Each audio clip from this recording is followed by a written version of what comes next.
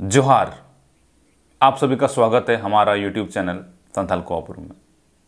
दोस्तों, कोलकाता के RG Kar medical college की जो वारदात है, जो निर्भया केस है, इसके बारे में तो आप सभी जान ही चुके होंगे। इस घटना ने पूरे देश को शर्मसार कर दिया है। देश भर में लोग आक्रोशित हैं, जगह जगह कैंडल मार्च निकाले जा रहे हैं। देश भर के डॉक्टर अनशन पर बैठे हैं पीड़िता को न्याय दिलाने के लिए, जस्टिस दिलाने के लिए। इधर जस्टिस का जो प्रोसेस है जारी होने वाला था, जस्टिस मिलने वाला था, लेकिन वेस्ट बंगाल में ही एक और घटना, एक और निर्भया कांड, निर्भया केस सुनने को मिलता है। इस बार पूर्व वर्धमान में एक आदिवासी लड़की के साथ ये घटना घटित हुई है, जो कि बहुत ही शर्मसार है। बताया जा रहा है कि अभी पैसे से एक मेडिकल छात्र थी, मतलब मेडिकल फील्ड से ही जुड़ी हुई थी। इसका गला रेत कर मार दिया गया, इसके साथ दुष्कर्म किया गया और इसको खेत पर, जंगल पर फेंक दिया गया।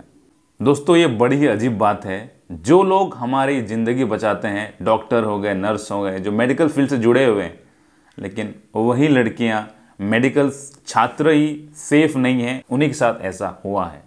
अब इनके न्याय के लिए भी काफ़ी आदिवासी संगठनों द्वारा कदम उठाए गए हैं, धरना प्रदर्शन किए जा रहे हैं और न्याय की मांग की जा रही है। लेकिन हाँ, एक बात यहाँ देखने को मिलती है कि जो आवाज़, जिस तरह की आवाज़ पूरे देश में गूंजी, पूरे डॉक्टर समाज ने एक आंदोलन किया पीड़िता को न्याय दिलाने के लिए, जो आरजीकर की घटना है, लेकिन यहाँ जो आदिवासी घटना सुनने को मिल रही है, यहाँ पर उतने तीव्र, उतने लोग नज़र नहीं आ रहे हैं। सिर्फ और सिर्फ आदिवासी लोग, जो आदिवासी समाज से जुड़े हैं, है तो वैसे पूरी देश की बेटी, लेकिन सिर्फ आदिवासी लोग ही इसके सपोर्ट में, इसके न्याय के लिए आवाज़ उठा रहे हैं। लेकिन पूरे देश की जनता इसके साथ नहीं है। आखिर ऐसा क्यों? ऐसा भेदभाव क्यों? आरजीकर मेडिकल कॉलेज की जो छात्रा थी, वो भी एक इंडियन थी, वो भी एक भारतीय लड़की थी, और ये जो लड़की हुई, आदिवासी लड़की, जो वर्धमान, पूर्व वर्धमान में जो घटना हुई है, ये भी हमारी देश की बेटी है। लेकिन इतना भेदभाव क्यों? चलिए, ये दोनों तो ताज़ा खबरें हैं, लेकिन ना जाने ऐसी कितनी लड़कियां, कितनी आदिवासी लड़कियां की अगर हम अपनी गिनती करें, झारखंड में, उत्तर प्रदेश में, बिहार में, बंगाल में, कई लड़कियां इतनी आपको मिल जाएंगी। कई लड़कियों के साथ ऐसा हो चुका है और ऐसा होते आ रहा है। लेकिन दुर्भाग्य है कि किसी का छप जाता है और किसी का छुप जाता है। जब एक आदिवासी लड़की के साथ गलत होता है तो देश के लोग नहीं खड़े होते हैं, सिर्फ आदिवासी समाज खड़ा होता है और अपनी बेटी के न्याय के लिए गुहार लगाता है, और कहीं ना कहीं ये आवाज़ कुछ ही दिन में कुचला जाता है और दबाया जाता है और बेटी को न्याय नहीं मिल पाता है। लेकिन इसी बेटी के लिए अगर पूरे देश की जनता आवाज़ उठाए, पूरी देश की जनता अगर इसकी सपोर्ट में खड़े रहे, सारे डॉक्टर, सारे इंजीनियर, सारे देशवासी लोग अगर खड़े हो जाएं, तो कहीं ना कहीं ये बड़ी घटना होने से रोका जा सकता था। हमने बहुत जगह पार्शियलिटी करके, इग्नोर करके अपने आप को अनसेफ किया है। अगर एक नाव में बैठे हैं, अगर किसी छोटे व्यक्ति, अगर किसी आदिवासी जहां बैठा है, वहां पर अगर कहीं छेद हुआ है, वहां पानी भर रहा है, और आप सोचते हैं कि वहां पानी में क्यों बंद करूं, उसको डूबने दो, लेकिन एक ना एक दिन आप भी डूब जाओगे उसी पानी में। कहीं ना कहीं ये भी देखने को मिलता है यहाँ पर, अगर आदिवासी लड़की के लिए पहले ही बहुत सारी आवाज़ उठी है, लेकिन देश के लोग उतने सपोर्ट में नजर नहीं आए। अगर देश के लोग तभी सपोर्ट करते तो शायद ये बड़ी घटना नहीं होती। हमने दुष्कर्म करने वालों को हौसला दिया है कि भाई तुम कुछ भी कर लो, कोई फर्क नहीं पड़ता, तुम आज़ाद घूमोगे, तुमको कुछ नहीं होने वाला है।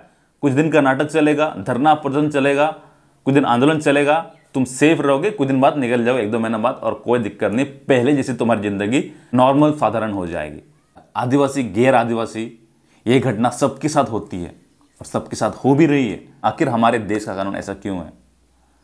यहाँ दोषियों को सजा दिलाने के लिए नहीं, दोषियों को बचाने के लिए ज़्यादा प्रयत्न किए जाते हैं। आवाज़ उठाने की ज़रूरत ही क्यों पड़ती है? जब एफआईआर दर्ज हो जाता है तो तुरंत इन्वेस्टिगेशन चालू करके पुलिस का ये फर्ज बनता है कि जल्द से जल्द कार्रवाई करे और उस पीड़िता को न्याय दिलाए। लेकिन यहाँ आवाज़ उठाना पड़ता है, पूरे समाज को सड़क पर उतरना पड़ता है, तब जाके कहीं ना कहीं कुछ आगे का प्रोसेस बढ़ता है, वरना केस वहीं खत्म हो जाता है। आखिर ऐसा क्यों? एक और सच्चाई हमारे देश की ये है, जब भी कोई घटना इस तरह की घटती है किसी भी राज्य में, तो हमें देखने को मिलता है जो विपक्षी पार्टी है, विपक्षी जो दल हैं, ऑपोजिशन पार्टी है, वो उस सरकार पर चिल्लाने लगते हैं और उसी विरोधी पार्टी की सरकार जहां पर है, जब वहां घटना घटती है तो तब वो चुप रहते हैं, वहां ये लोग वहां जाके चिल्लाते हैं। आखिर ऐसा क्यों? हमें तुम्हारे चिल्लाने और ना चिल्लाने से मतलब नहीं है। दोनों सरकार मिलकर उस बेटी को न्याय दिलाने के लिए आवाज क्यों नहीं उठाते? जिस राज्य में घटना हुई है, जिस राज्य की ये घटना है, वहां की राज्य सरकार ये शपथ क्यों नहीं लेती है? ये जनता को विश्वास क्यों नहीं दिलाती है कि हां, इस राज्य में घटना हुई है, हमारी गलती है और हम इस गलती को स्वीकारते हैं और हम इस बेटी को न्याय दिलाने के लिए, अपनी इस बेटी को न्याय दिलाने के लिए किसी भी हद तक जा सकते हैं और गारंटी देते हैं कि हम इस बेटी को न्याय दिलाएंगे। ऐसी बात कोई क्यों नहीं बोलता? जब भी राज्य में घटना घटती है तो ऑपोजिशन पार्टी इस पे चिल्लाते हैं कि भाई ये सरकार अच्छी नहीं है, और जब उसी सरकार के, अब उसी पार्टी की सरकार जिस राज्य में, वहां जब होती है तब वही सरकार चुप हो जाती है। ऐसा क्यों? यहां सिर्फ घटना पर राजनीति होती है, लेकिन घटना जो हुई है उस बेटी, उस परिवार को न्याय नहीं दिलाया जाता। पक्षपात हमारे देश में बहुत ज्यादा होता है। अगर आप यहां देख रहे हैं आरजीकर मेडिकल कॉलेज की जो छात्रा है, जो निर्भया कांड जो हुआ है, जो केस हुआ है, आप देख पा रहे हैं यहां पर पूरे देश के लोग, डॉक्टर सब अनशन पर बैठे हैं, न्याय की मांग कर रहे हैं, जो बहुत अच्छी बात है। इनफैक्ट सारे लोग, यहाँ आदिवासी भी जुड़े हैं, आदिवासी लोग भी इसके खिलाफ आंदोलन कर रहे हैं और मांग कर रहे हैं न्याय के लिए। लेकिन जब यह घटना घटी है वर्धमान में, पूर्व वर्धमान में, एक आदिवासी लड़की के साथ, तो उसके समर्थन में बहुत ही कम लोग नजर आ रहे हैं। खासकर सिर्फ आदिवासी समाज है नजर आ रहे हैं। बाद बाकी लोग, जो लोग आरजीकर मेडिकल कॉलेज के लिए पूरे दिन रात लगे हुए हैं, पूरा आंदोलन कर रहे हैं, वो लोग इसके सपोर्ट में कुछ नहीं बोल रहे हैं। आखिर ऐसा क्यों? अगर वाकई में आप न्याय चाहते हैं तो सबके न्याय के लिए आवाज उठाएं, सिर्फ एक के लिए नहीं। हम अभी सरकार पर दोष दे रहे हैं, लेकिन कहीं ना कहीं हमारे समाज भी बहुत दोषीदार है इसके लिए। अगर देखा जाए तो रेपिस्ट मेंटेलिटी के लोग बहुत सारे हमारे समाज में भी, कुछ ऐसे भी हैं जिन्होंने अपना बयान सामने लाया है। एक कमेंट बहुत वायरल हो रहा है सोशल मीडिया पर, आइए देखते हैं। इसमें एक सुधासना चक्रवर्ती ने कमेंट किया है, जो एक कमेंट बहुत ही वायरल हो रहा है। इसमें बंगाली में लिखा गया है, बांग्ला में लिखा गया, आपको पढ़ के सुनाते हैं। एटो संरक्षणेर पड़ुआ पढ़ाशोनाय की खूब भालो, बद्ध पल्लाय मिसेছে, ভালো কলেজে যারা চান্স পাওয়ার যোগ্য লয়, কোটার দলতে পাচ্ছে, জেনারেল কাস্ট এর উপরের র্যাঙ্ক জোলায়, সো এই মৃত্যুতে दुखित होते पारलम ना। दोस्तों, ये जो बंगला मैंने पढ़ के सुनाया आपको, इसमें ऐसी हीन भावना पर ये जो कमेंट किया गया, आप जब समझेंगे तो आपको समझ में आएगा। इसमें कहा गया है कि ये सब एक आरक्षण की वजह से हुआ है। ये जो लड़की थी, क्या ये पढ़ाई में बहुत अच्छी थी? क्या ये उस कॉलेज में नाम दर्ज करने के लिए काबिल थी? ये गलत संगत में थी। कोटा के दम पर यहां एडमिशन ली है, कोटा के दम पर, माने रिजर्वेशन के दम पर ये यहां पर एडमिशन ली है, और जनरल कास्ट का जो रैंक है बहुत ऊपर होता है, लेकिन फिर भी रिजर्वेशन की वजह से इस लड़की को यहां एडमिशन मिला है। तो ऐसी लड़की के साथ गलत हुआ है। इसकी मृत्यु पर मुझे जरा भी दुख नहीं है, मैं दुख नहीं हो पा रही हूं। ये कमेंट है सुदर्शना चक्रवर्ती के द्वारा, जो कहा जा रहा है, जो सोशल मीडिया को सुनने को मिल रहा है, सोशल मीडिया में सुनने को मिल रहा है। ये एक टीचर हैं, कहीं की शिक्षिका हैं। तो आप देख सकते हैं इस तरह के मेंटलिटी वाले लोग भी हमारे समाज में हैं, उपलब्ध हैं, और ये भी खुलेआम घूम रहे हैं। आरक्षण को मुद्दा बनाकर जिस तरह के कमेंट किया गया है, क्या ये सही है? जरा भी इंसानियत नहीं बची लोगों में। शर्म है ऐसी टीचर्स पे, शर्म है ऐसे लोगों पर जो ये मानसिकता रखते हैं। एक बेटी जो मर गई है उसके लिए इतना गंदा कमेंट करने के लिए, इसको तो अगर हम देखें, बहुत सारे ऐसे कंट्री हैं, जैसे चाइना हो गया, अफगानिस्तान हो गया, और भी बहुत सारे कंट्री हैं जहां पर दुष्कर्म करने की बहुत बड़ी बड़ी सजाएं दी जाती है। कहीं पर सजाए मौत मिलती है और कहीं पर 3-4 दिन के अंदर ही इस केस को समाप्त कर दिया जाता है, और डायरेक्ट जो लड़कों का, जो दुष्कर्म करने वालों का, उसका जो मेन पॉइंट है वो काट दिया जाता है। इस तरह की सजाएं भी उपलब्ध हैं। लेकिन हमारे देश में क्या होता है, सबसे पहले तो भाई एफआईआर दर्ज करने जाओ तो वहाँ पुलिस मना कर देती है, आंदोलन करना पड़ता है, सड़क पर उतरना पड़ता है, तब जाके एफआईआर दर्ज होता है।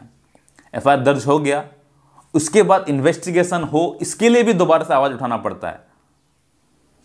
अगर इन्वेस्टिगेशन के बीच में कोई बड़ा नेता मंत्री का बेटा निकला या उसके कोई रिश्तेदार निकला, तब तो एविडेंस को छुपाया जाता है और कैंडल मार्च जारी रहता है। 1 महीना, लगभग 1 सप्ताह 2 सप्ताह तक कैंडल मार्च चलता है, आवाज़ उठती है, इसके बाद बंद हो जाता है। इस तरह का जो हमारा सिस्टम है, ये हमारे भारत की सिस्टम है। अगर दुष्कर्म करने वाले गिरफ्तार भी हो गए तो उसको सजा मिलने के लिए 1 साल, 2 साल, 3 साल, 4 साल तक के लिए वेट करना पड़ता है, तब जाकर उसको सजा मिलता है। ये भी कोई बात है? इतना जघन्य अपराध करने के बाद कोई कोई तो छूट भी जाता है और नॉर्मल आदमी की तरह, साधारण इंसान की तरह चलने, फिर साधारण इंसान जैसा जीने लग जाता है समाज में। और हम कहते हैं कि इंडिया इज ग्रेट। इस मामले में इंडिया को ग्रेट कैसे बोलेंगे? इतना बड़ा क्राइम करने का सजा मिलने का कोई गारंटी नहीं हमारे देश है। हमारी ये मांग है, जिस तरह आरजीकर मेडिकल कॉलेज की छात्रा के साथ जो हुआ, बहुत बड़ी दुर्घटना हुई है और इस चीज के लिए न्याय दिलाने की सख्त जरूरत है और न्याय मिलना चाहिए। साथ में हम ये भी मांग रखते हैं कि जो आदिवासी लड़की के साथ जो घटना हुई है उसको भी उतनी ही इज्जत के साथ न्याय मिलना चाहिए जितनी आरजीकर मेडिकल कॉलेज की छात्रा, आरजी मेडिकल कॉलेज की छात्रा को मिल रही है। वहां पर सीबीआई जांच हो रही है, लेकिन यहां पर सीबीआई जांच क्यों नहीं? इसका कोई इंपॉर्टेंस नहीं? ये भी क्या कोई ये कोई किसी की बेटी नहीं है, किसी की बहन नहीं है? इतना भेदभाव क्यों? दोनों को न्याय मिलना चाहिए।